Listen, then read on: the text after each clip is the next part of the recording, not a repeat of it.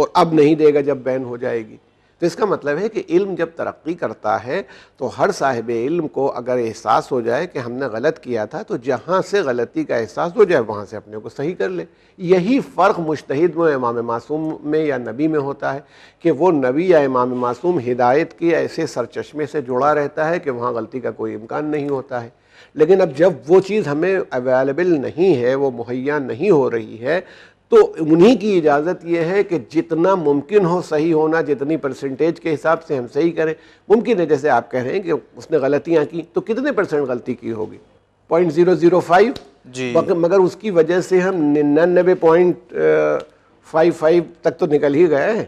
تو اس لیے کہنا یہ ہے کہ اکثریت میں اگر ہمیں فائدہ ہو رہا ہے تو کہیں پر، یہ تو ہم زندگی میں بھی سمجھتے ہیں کہ وکیل ہمارا ہے اس سے بھی غلطی ہو سکتی ہے، ڈاکٹر ہے اس سے بھی غلطی ہو سکتی ہے، بلڈنگ بنانے والا ہے اس سے بھی غلطی ہو سکتی ہے.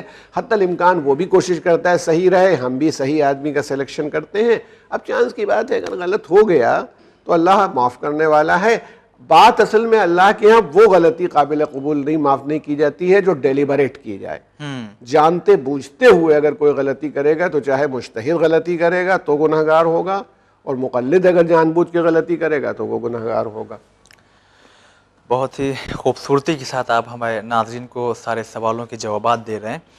ایک سوال ہم ضرور کرنا چاہیں گے کہ خدا نے انسانوں کو خلق کیا اور ان سے انسان میں مرد اور عورت دونوں ہیں، دونوں کو برابر کہا گیا، تو پھر ایک طرفہ والی یہ بات کیوں ہو رہی ہے کہ مجتہد صرف میل یعنی ایک آدمی بن رہا ہے؟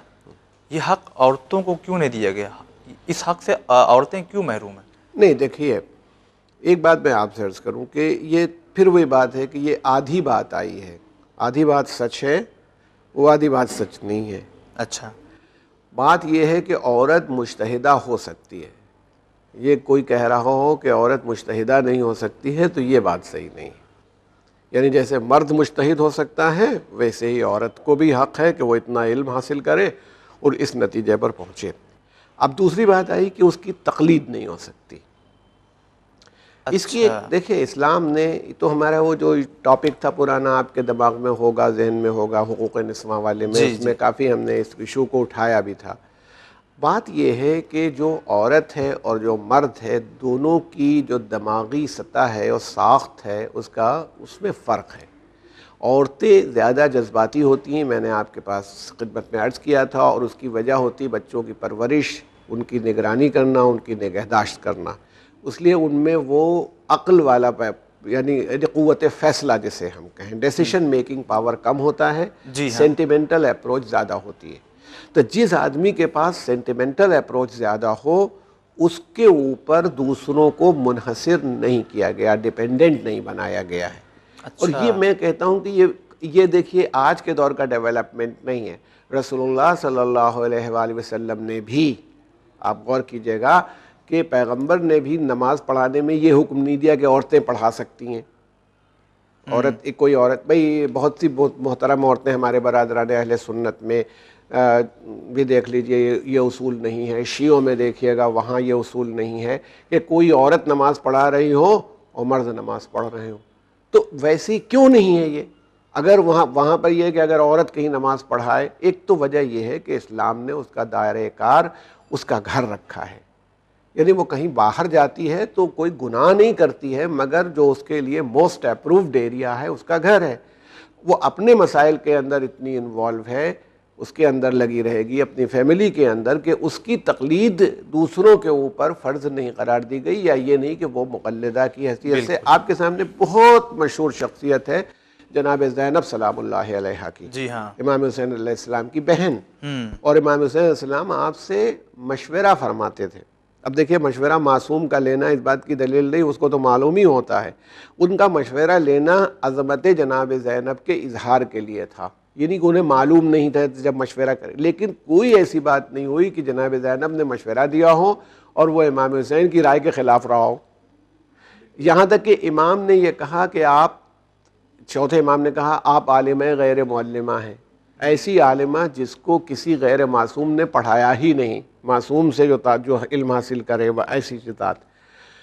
لیکن جس وقت خیموں میں آگ لگی اور خیمے جل رہے تھے، جناب زینب نے امام زین العابدین کا شانہ ہلا کے یہ سوال کیا ہے امام زین العابدین سے کہ یہ آخری خیمہ ہے جس کے اندر ہم ہیں اور سر پر چادر موجود نہیں، بتاؤ خیمے میں جل جائیں سب بیویاں کہ باہر نکلیں؟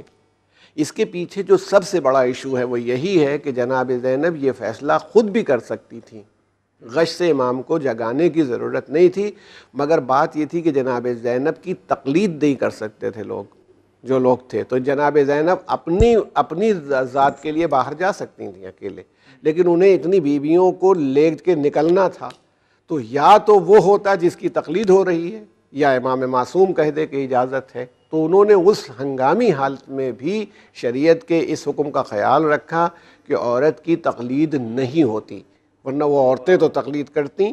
تو اس کا یہ ایشو ہے، اس میں کوئی یہ نہیں کہ جینڈر بائس کہیں سے نہیں آ رہا ہے۔ اب میں کہہ سکتا ہوں کوئی ایک ایسی خاتون ہو سکتی ہے جس کے اندر ایسی صلاحیت ہو جو مردوں سے بھی افضل ہو، مگر اصول جو بنایا جاتا ہے وہ جنرلٹی کے اوپر، جنرل اصول ہوتا ہے، وہ اس طرح کا نہیں ہوتا ہے کہ ہر کیس میں قانون بدل رہا ہے، قانون ایک رہے گا۔ بہت ہی بہتر جوابات ناظرین آپ کی خدمت میں پہنچ رہے ہیں۔ آخری سوال، کیونکہ محدود وقت ہمارے درمیان سے گزر گیا، مولانا صاحب پھر یہ کیوں ہوتا ہے کہ جو مراجعین اکرام ہیں ان کے فتووں میں ٹکراؤ کیوں ہوتا ہے؟ وہ کہتے ہیں ہاں، دوسرا کہتا ہے نہیں۔ دیکھیے یہ بات جو ہے ہر جگہ صحیح نہیں ہے، پھر میں کہوں گا آپ سے اسی بات کو دہراؤں گا، کیونکہ اگر آپ تلاش کریں توضیح المسائل مثلاً اٹھائیں، اس وقت جو موجود مراجع ہیں ان کے توضیح المسائل اٹھائیے جو ان کے گویا رولز کی کتاب ہے، جی، اس میں آپ کو 99% بلکہ 99.5% ایسے معاملات ملیں گے جو سب کے یہاں کامن ہیں، تو کوئی ٹکراؤ نہیں ہے۔ بالکل۔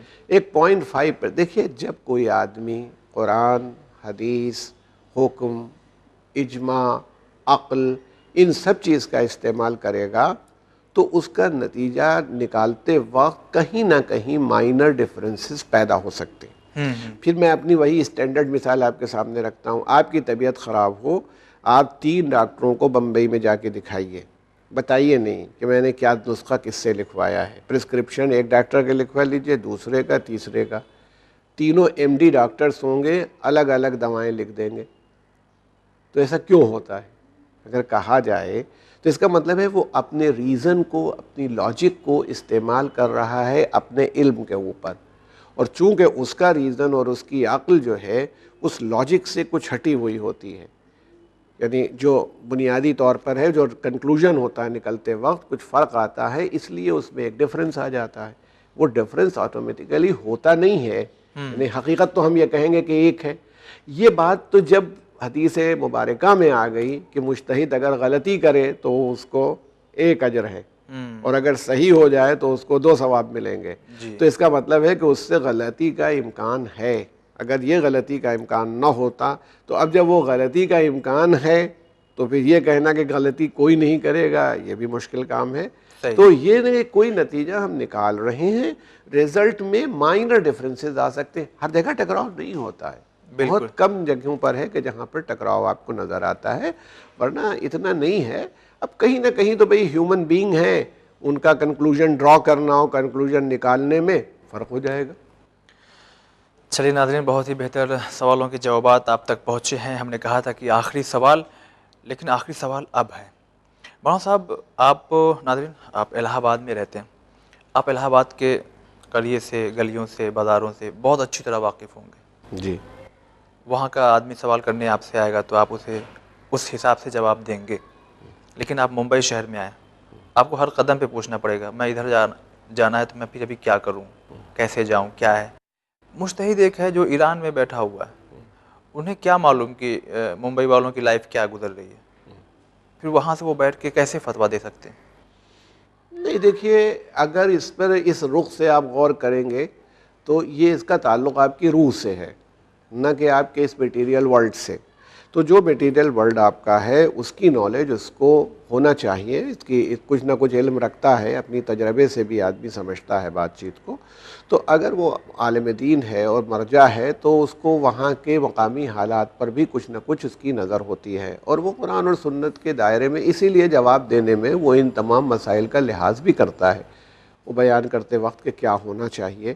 بہت سے ایسے فتوے ہیں، مسائل ہیں جو میں یہاں پر نقل نہیں کر سکتا ہوں کہ مگر ایسے فتوے ہیں جو حالات کے پیش نظر مثلا وہی حکم ایران کے حالات میں کچھ اور ہے اور ہندوستان کے حالات میں کچھ اور ہے.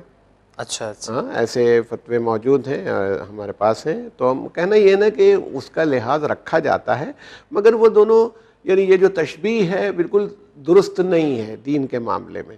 ہماری تشبیہ کے ایک گھر ایک شہر ہے، اس کی گلیاں ہیں اور وہاں پر آپ کیسے بتائیں گے، اور بمبئی میں آپ نہیں جانتے تو پوچھیں گے، تو وہ الگ بات ہے. وہ جس چیز کو بنیاد بنا رہا ہے وہ بنیاد کیا ہے؟ وہ قرآن اور سنت اور اجماع اور عقل کی چہار دیواری ہے جس کے اندر فیصلہ کر رہا ہے، اس کو وہ جانتا ہے. اب جو بدلے ہوئے حالات ہیں ان کے پیش نظر اس سے سوال کیا جا رہا ہے، اور جب وہ سوال اگر اس کی سمجھ میں وہ نوعیت نہیں آئے گی تو پھر انکوائر کرے گا، پتہ لگانے کی کوشش کرے گا کہ یہ ہے کیا، اور تب کوئی کنکلوژن ڈرا کر کے جواب دے گا. مثلا گورنمنٹ بانڈ یہاں ملتے ہیں ہندوستان میں، اگر ان سے پوچھا جائے گا کہ سرکاری بانڈ ہوتے ہیں اور اس پر سود ملتا ہے اور ایسا ایسا مسئلہ ہے، تو وہ جب تک اس کو سمجھ نہیں لیں گے کہ کیا اس کا سسٹم ہے یا ہنڈی کا سسٹم کیا ہے یا ہمارا بینکنگ کا سسٹم کیا ہے، تب تک وہ فتویٰ بھی نہیں دیتے. نتیجہ تب ہوتا ہے جب وہ جان جاتے ہیں کہ کیا ہے، یعنی وہ بیٹھ کے وہاں پر بھی اس کی نالج ڈرا کرتے ہیں. ایسا نہیں ہے کہ وہ یوں ہی بس انہوں نے کچھ سوال کیا گیا انہوں نے کچھ جواب دے دیا. بہت بہت شکریہ، آپ نے اہم ترین سوالوں کے جوابات دیے. میں بھی آپ کا بہت شکر گزار ہوں، اور میں آپ نے موقع مرحمت فرمایا، اور ون ٹیلی ویژن کا بھی میں بہت شکر گزار ہوں کہ انہوں نے موقع دیا ہے. یہ تو ناظرین، تمام سوالوں کے جوابات جو ہم نے آپ تک پہنچائے ہیں، اسی کے ساتھ ہم چاہیں گے آپ سے اجازت. لیکن ہاں انتظار کیجیے گا، اگلے ہفتے ہم پھر سے حاضر ہوں گے پروگرام آخر سچ کیا ہے کے ساتھ. لیکن ہاں موضوع کچھ اور ہوگا، اور انشاءاللہ پھر سے ہماری کوشش ہوگی کہ بہت سے ایسے سوالات جو ہمارے ذہنوں میں پیدا ہوتے ہیں ان کے جوابات آپ تک پہنچا دیں. آج جو بھی سوالوں کے جوابات ہم نے آپ تک پہنچائے ہیں، امید کا یقین کرتا ہوں کہ آپ ان تمام جوابات سے متفق ہوئے ہوں گے. لیکن ہاں اگر پھر بھی آپ کے ذہنوں میں اس ٹاپک کے سلسلے سے یا کچھ اور بھی ایسے شبہات ہیں یا کچھ اور بھی آپ کے ذہنوں میں سوالات پیدا ہوتے ہیں تو آپ ہمارے ساتھ شیئر کر سکتے ہیں. ہو سکتا ہے آپ کے ہم بھیجے ہوئے سوالوں کو اکٹھا کر کے پروگرام کی شکل بنا کے آپ کی خدمت میں بھیجیں. تو آپ اس ایڈریس پہ میل کر سکتے ہیں winislam@gmail.com پہ. آپ بنے رہیے چینل ون کے ساتھ، اور ہمیں دیجیے اجازت. پیغام انسانیت. خدا حافظ. إلهي وخلق